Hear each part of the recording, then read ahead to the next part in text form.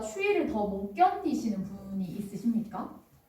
아마 보통 더위를 더 많이 타거나 추위를 더 많이 타거나 둘 중에 하나는 있죠. 요즘에 날씨가 굉장히 춥습니다. 그래서 손발이 오들오들 떨리는 추위가 계속되고 있고 새벽이나 아침 그리고 저녁이 되면 영하권으로 떨어져서 우리가 칼바람을 맞게 되는 것 같습니다. 따뜻하게 입지 않으면 너무나도 견디기 어려운 날들이죠. 이런 추위가 계속되면 우리는 무엇을 필요로 합니까? 뜨끈한 오뎅 국물 생각나시지 않나요? 네. 붕어빵? 그러면 또 뜨끈한 데서 이불을 덮고 까먹는 귤? 이런 것들? 핫팩? 아니면 남자친구나 여자친구의 손, 주머니 이런 것이 있으면 여러분 겨울을 따뜻하게 날 수 있다라고 이야기를 합니다. 이렇게 한파가 찾아오는 것처럼 이 추위는 계절에만 있는 것이 아니라 우리 인생에도 있는 것 같습니다. 우리가 몸으로 맞는 추위도 있지만 우리 인생의 추위가 찾아온다는 것이죠. 너무나도 어두운 동굴 안에 갇혀있는 상태, 철저한 외로움 속에 혼자 있는 그런 상태, 나 스스로가 일어날 힘조차도 없어서 허덕이는 그런 모습들, 하나님은 그 어디에도 계시지 않는 것 같다 느껴질 때 그런 시절이 누구에게나 찾아오는 것 같습니다. 제가 좀 두루뭉술하게 이야기는 했지만 각자 자신이 겪고 있는 인생에서의 어떠한 한파가 있는 것이죠. 이 자리에 이미 그런 시기를 나는 겪어보았다 하는 청년도 있을 것이고 아니면 지금 내가 그 시기를 지나고 있는 것 같다. 혹은 앞으로 그것을 맞이하게 될 청년들도 있습니다. 그렇다면 우리가 이 인생의 한파를 어떻게 이겨낼 수 있을까요? 종교개혁가였던 마틴 루터라고 하는 사람이 있는데요. 그 사람은 신학자가 되는 세 가지 요소를 이렇게 이야기했습니다. 첫 번째는 기도, 두 번째는 말씀, 세 번째는 고난입니다. 신학자가 되는 조건이라고 해서 나는 해당되지 않는다라고 생각할 수 있지만 루터는 덧붙여서 이렇게 이야기를 합니다. 그러나 예수 그리스도를 믿는 모든 자들은 하나님을 아는 지식이 자라나야 한다라고 이렇게 이야기를 합니다.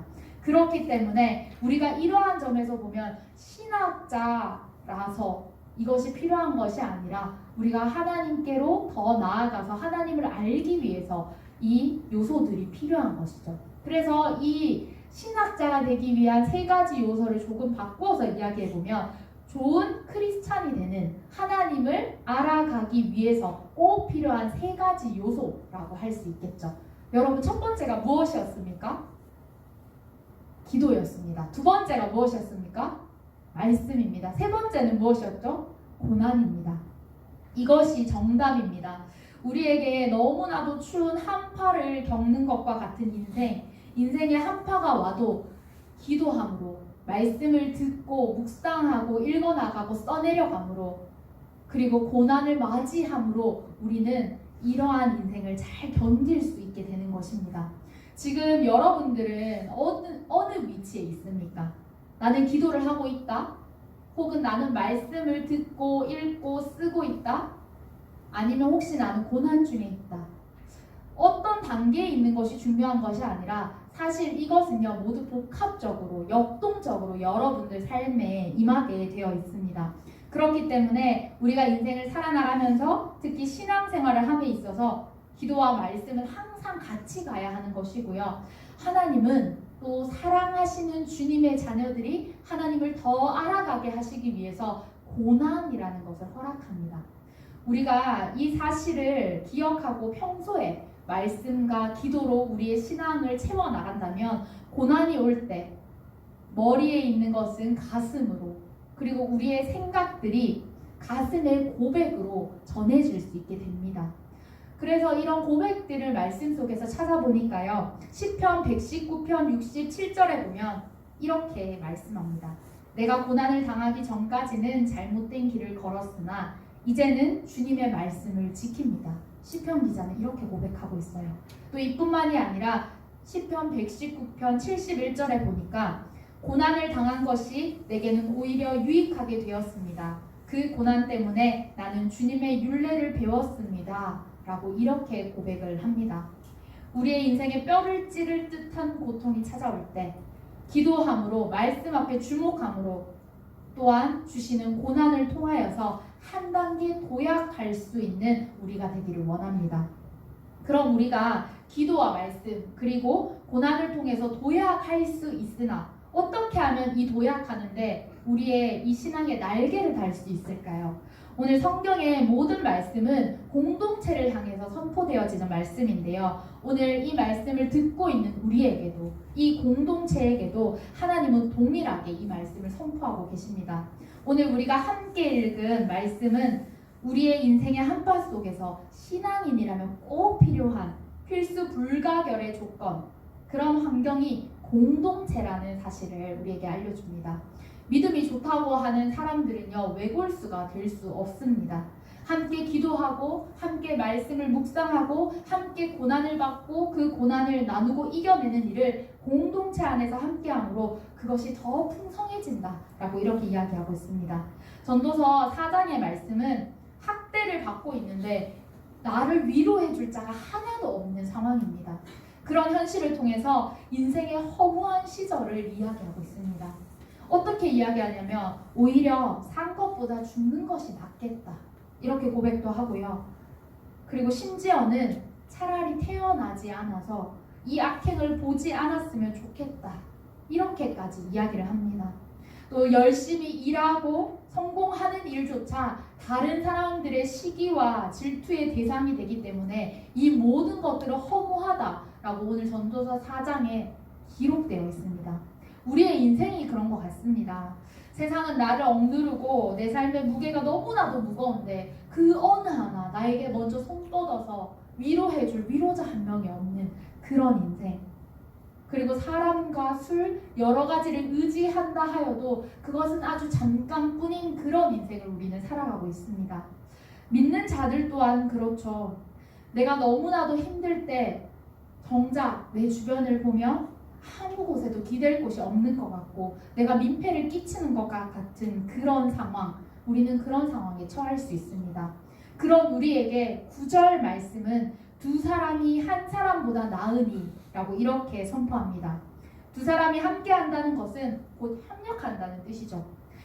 말씀이 말하는 협력은 사람이 혼자 있을 때 느끼는 그 고독감을 해결할 수 있고 혼자서는 해낼 수 없는 그런 모든 일들을 손쉽게 해낼 수 있다고 이야기를 합니다. 그래서 함께 누리는 성취감, 함께 얻게 되는 그 기쁨이 극대화된다고 말씀은 강조하고 있습니다. 홀로 하는 것보다 둘이 함께함으로 유익을 얻을 수 있다는 겁니다. 외로운 자와 또 8절에 보면요. 물질에만 마음을 두고 관계에 무관심한 자들, 그런 문제에 대한 해결책이 바로 함께하는 것, 협력하는 것이라고 말씀은 이야기하고 있습니다. 또 계속해서 두 사람이 함께 누우면 따뜻하다라고 이렇게 이야기를 하고 있죠. 성경에 쓰인 이때 이스라엘의 기후는요, 저녁이 되면 너무나도 추웠습니다. 그래서 여행을 하거나 길을 가다가 자야 할 때는 얼어 죽을 수도 있는 그런 환경이었습니다.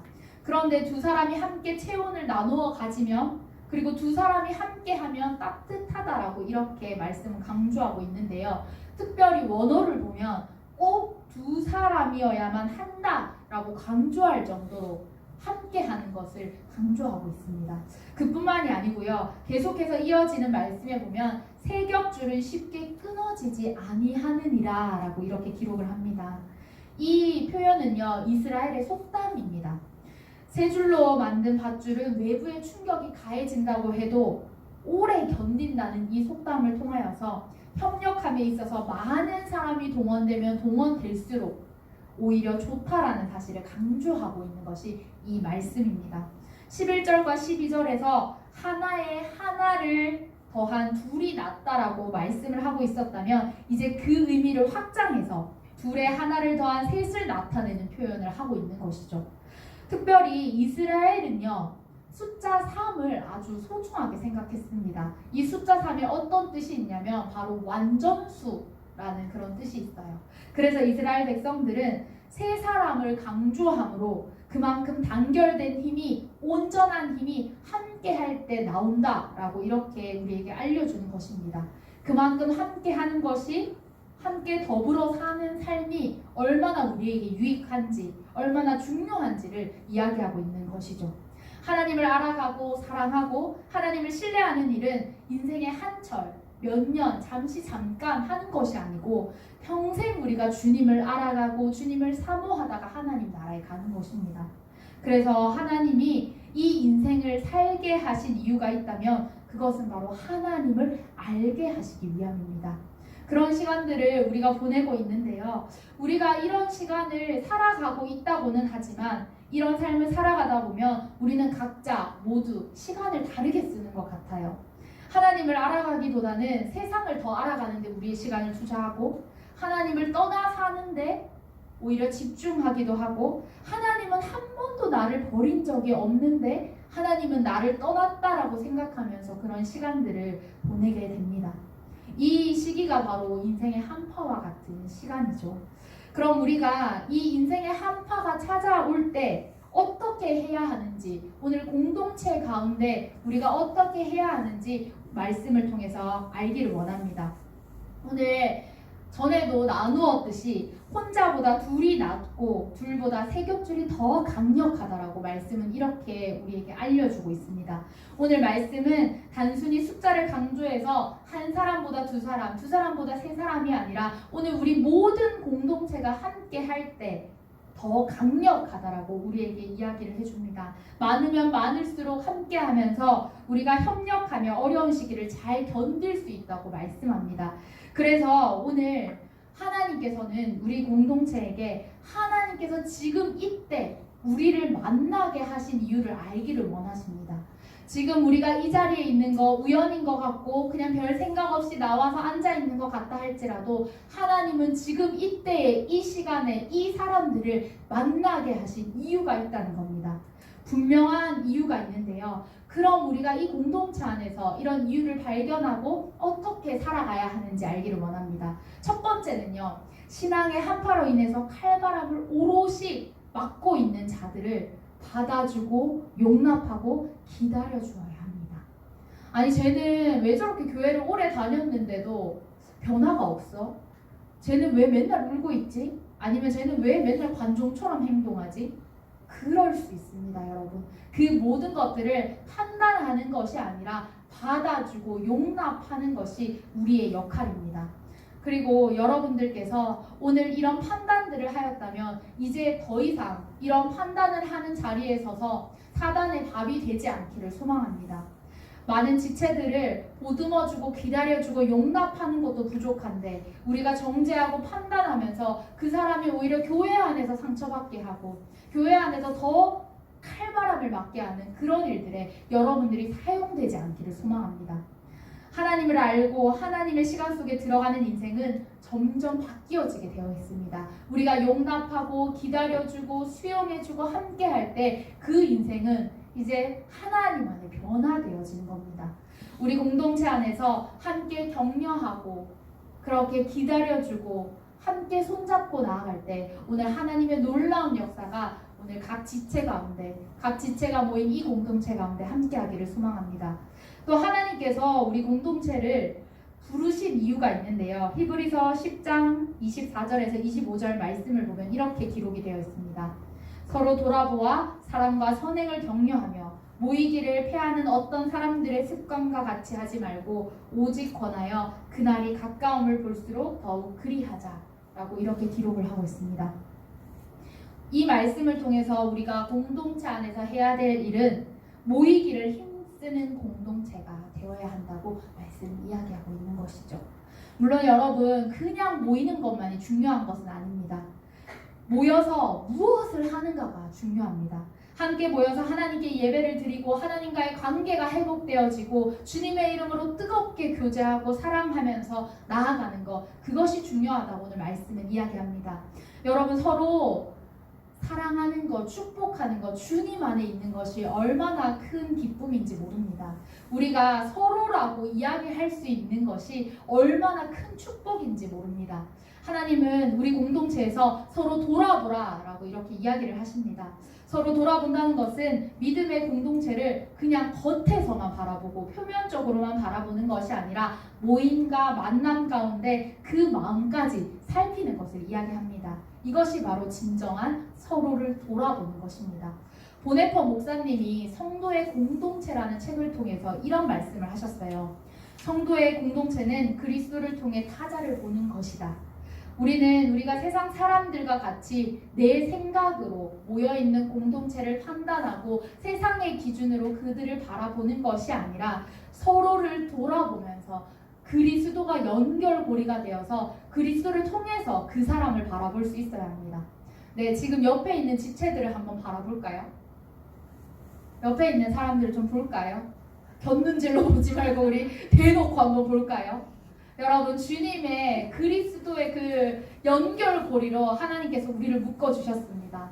나의 눈은 비록 이 사람이 부족해 보이거나 이 사람이 별로라고 생각이 될 수 있지만, 아니면 혹은 별 관심이 없을 수 있지만, 주님의 연결고리로 주님을 통해서 이 지체들을 바라본다면 정말 서로 돌아보는 일들이 마음속에서 깊이 진정으로 일어나게 되는 은혜를 경험할 수 있습니다. 여러분, 우리 공동체는요, 세상과는 다른 공동체입니다. 각자 다른 관심사와 다른 생김새와 다른 생각들로 모여있지만 하나님께서 오늘 우리를 이곳에 부르시고 우리를 하나의 공동체라고 말씀하십니다. 그리고 나서 하나님께서 무엇이라고 하냐면 우리는 그리스도 안에 있는 주님이 연결고리가 되는 귀한 공동체라고 말씀해주고 계십니다. 우리 중에 누군가의 인생이 춥고 서럽고 어려운 시대를 지나가고 있다면 이제 우리가 옆에 있는 지체들을 좀 돌보기를 소망합니다.